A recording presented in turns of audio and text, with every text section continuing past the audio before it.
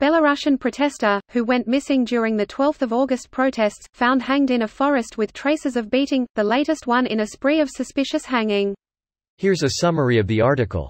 A demonstrator who went missing during rallies on August 12 was found dead in Belarus. According to Nexta Live, his severely beaten body was found in a noose in a forest park on Parnikova Street in Minsk. He lost contact with him on August 12, the last day of post-election protests.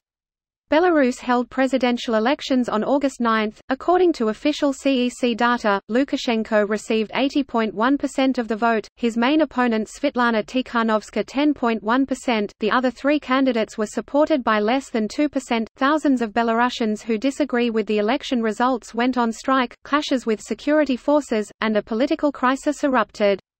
Since the night of August 9, according to the Ministry of Internal Affairs of Belarus, almost 7,000 protesters have been detained in various cities of the country.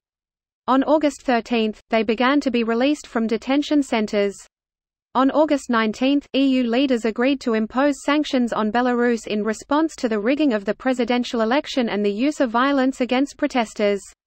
This post received a score of 66,000, with an upvote ratio of 95%. Here are the top comments in response to this article.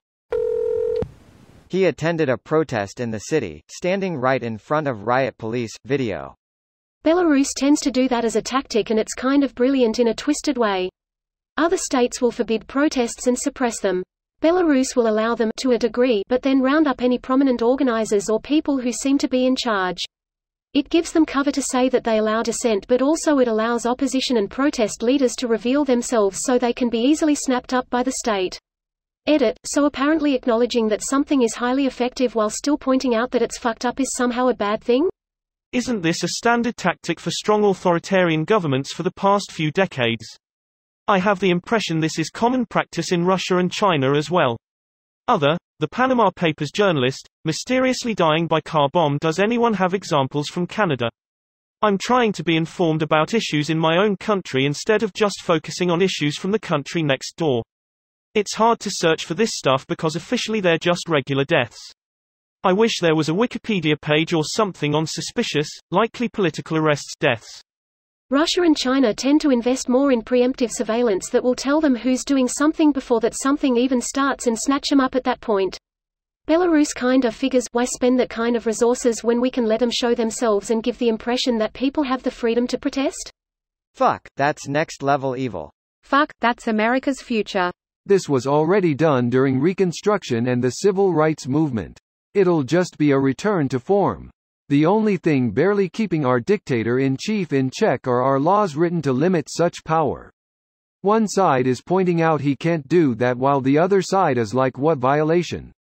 A bunch of protesters and activists were killed in the past few years actually.